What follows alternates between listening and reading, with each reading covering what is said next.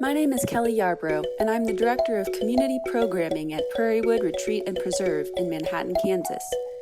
Normally, I'd be busy coordinating our public event series, like yoga, open trail days, and artist receptions. But it's a weird time. In-person public programming is out. But I can't help noticing that some things haven't changed. The earth is still spinning, and spring is upon us. We still need sunshine and fresh air. We need connection to each other and to places that matter. The Places Between Us is part podcast, part walking tour. Conversations from a distance with artists, poets, educators, and changemakers as they take us on virtual walks through their own special places. Megan? Hey. Hi. I'm going to share my screen. Okay. And tell us a little bit about where we're walking right now and where you're hunkered down. This is my backyard, but this is Lawrence, Kansas, in East Lawrence. I did mow my lawn since then. I don't mow my lawn very much. No judgment. But I was trying to bring you by, especially, and there you can see them, some columbine. They're really beautiful. I don't think the video captures it very well, but they're all over the place right now in my yard. I'm very, very, very lucky. The people who, Bonnie and Aaron Blosser, who lived there before me, took really beautiful care and planted so many native plants. This is where I walk every day. I spend so much time on the sidewalks, and it's kind of like a little. It feels like a little forest in the middle of Lawrence. But with all the stay at home, I feel like the birds are even louder than they usually are, and they're pretty active and chatty most of the time. And I thought I'd walk through my neighborhood and over to the Burroughs Creek Trail. I do want to ask you, so you teach in the English department at the University of Kansas in Lawrence, but you're not originally from Kansas. No. How did you end up here? It's a strange story. I was in Portland, Oregon, which I'm also not from, and teaching yoga and teaching at a community college and tutoring very wealthy high school students, doing a lot of different things. And I fell in love. And I fell in love with someone who was an academic and on the job market. And they interviewed at Kansas, and terrified that, that Megan, international traveling big city Megan, would be like, no way, I do not want to go with you to Kansas. But I had a dream about Kansas, and someone came to me in the dream and told me that this is where I should go. And this is even before my partner was offered the job. And I didn't share this information, but so 6 months into a relationship, I moved with my partner to Lawrence, Kansas, and the English department offered me part-time teaching and teaching poetry, which is kind of unusual. Most of the time, young writers end up teaching a lot of composition. So kind of kismet. And I've been here for 13 years. As of this August, it will be 13 years. It's the longest place I've ever lived, and the only place I've ever lived that's really felt like home. That's really something. I've known you for maybe 2 years now. So, I became familiar with your work because it's so connected to this place. So that's really fascinating to hear your connection to it now and how you got here as kind of a surprise. I do want to ask you about a couple of current projects. First of all, the Prairie Divination project. Can you describe a little bit about that? Yes, it's a collaboration with poet and artist Leslie Ann Wheeler.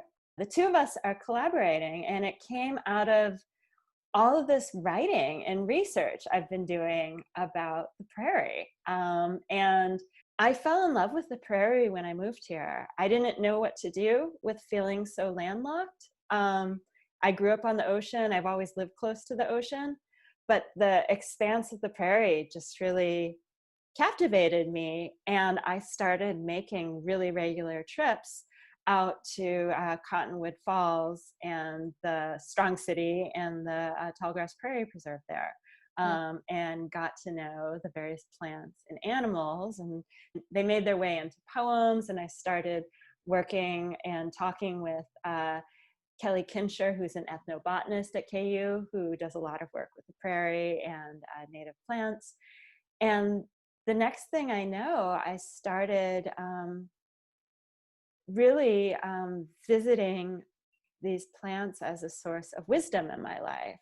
I have a divination practice and a background in astrology.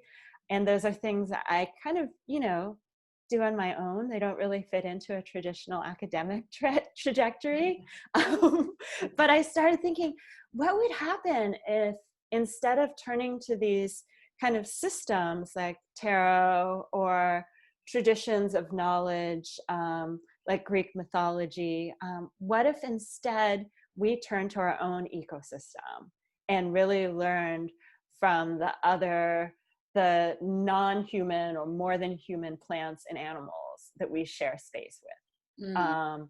What if instead of looking to them as background or as resources, we started to pay attention to the way they lived in the world and learned from them maybe practices that could counter our inherited, settler colonial, extractive and exploitative practices. So yeah, that's where it came from. Yeah. And so you're collaborating with this visual artist, right, to actually create the deck. So it's been this process where I, look up and kind of find reference photos. And then I send her descriptions of the plants and talk about the values that I think they might be able to teach us and like background information. So she's it's a discovery process for her too, which is really exciting. And we've been having conversations back and forth, about like the big blue stem. I was like, I know it's counterintuitive, but the roots are like a lot bigger than the rest of the plant, and we need to convey that. Is there anywhere that people can like see this deck or learn more about it? Yes, you can find samples of work on my website, which is just megankaminski.com. And the Pussy Toe entry was just published in the About Place Journal, which is through the Black Earth Institute, which is really cool. Leslie and I thought that the prairie pussy toes would be really good to share right now, thinking about beginnings, both with spring, but also as I think a lot of new things might be starting up for us that aren't all bad. Yeah, that's good. I think that's a helpful attitude. I also want to ask you about a new book coming out this year that's been in the works called Gentle Women, right? Yes. Gentle Women is 5 long poems. Wow. Coming out this fall, I think in November, from Noemi Press. And it's my 3rd book. And it focuses on 3 allegorical women. There's Natura, Fortuna, and Providencia. And then there's also a set of sisters who are not allegorical women or goddesses. And they respond to each other as well. But the title is a little ironic. They're not really that gentle. They're pretty intense. So I think the book is really about thinking about how we care for a broken world, especially when we ourselves are brokenhearted. So thinking about how we nurture others when we have scarce resources, how we maintain our own sense of self under these pressures, and also thinking about how the work of care falls disproportionately on women. In a lot of ways, it feels like very appropriate and in response to this current moment, and thinking about what happens when we stress and tax the natural world beyond maybe what it can hold, and without really caring, just thinking that it's going to be this constant wellspring of support for us, and really considering the cost of that care. Megan, I've heard you speak about your work before, and I've heard you use the term embodiment when describing your writing practice and how you research and work with plants. Yes. What does that mean, and how is that related to your work? So I'm really interested in different kinds of knowledge, knowledges that aren't always privileged or taught or recognized institutionally, and thinking specifically about things like embodied knowledge. So that could be our sensory experiences, the knowledge we get from living in the world, right? And some of that's hard to put into formal academic or scholarly terms, or into logical terms, or into things that can be communicated through language, maybe, right?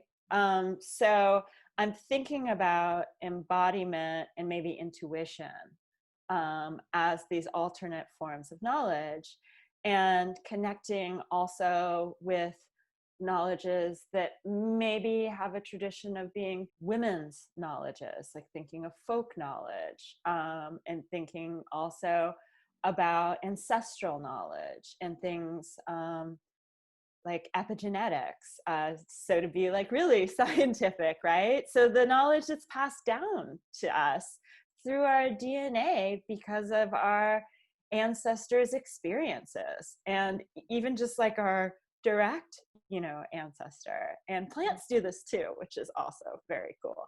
But yeah, so thinking about knowledges that are kind of based from our encounters. Megan, would you have any interest in maybe doing a short reading of some kind for us? Oh, I could definitely read some poems If you for want you, to. a I poem think or that would be two. lovely. Yeah. Oh, you know what I want to read are actually some poems that I wrote at the Tallgrass Artist Residency. And they're coming out in this great anthology, which is The Mind of Plants. I don't think I've ever read these before. Mm-hmm. By the teeth. Long walks do some good, but stillness in the wind pushing north mid-August is how I root deep into waking. Dream out the meanderings of everyone else's day.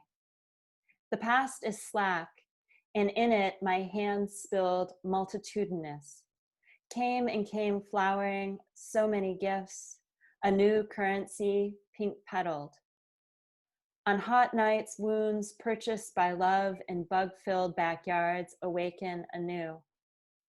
The ache we singed into each other, still answering like prayer taken hymnal. I don't know about patience, but can hear the tall grasses each evening, holding the pose of the moon or you. A rupture I'm sore from mending. Wow. That's lovely.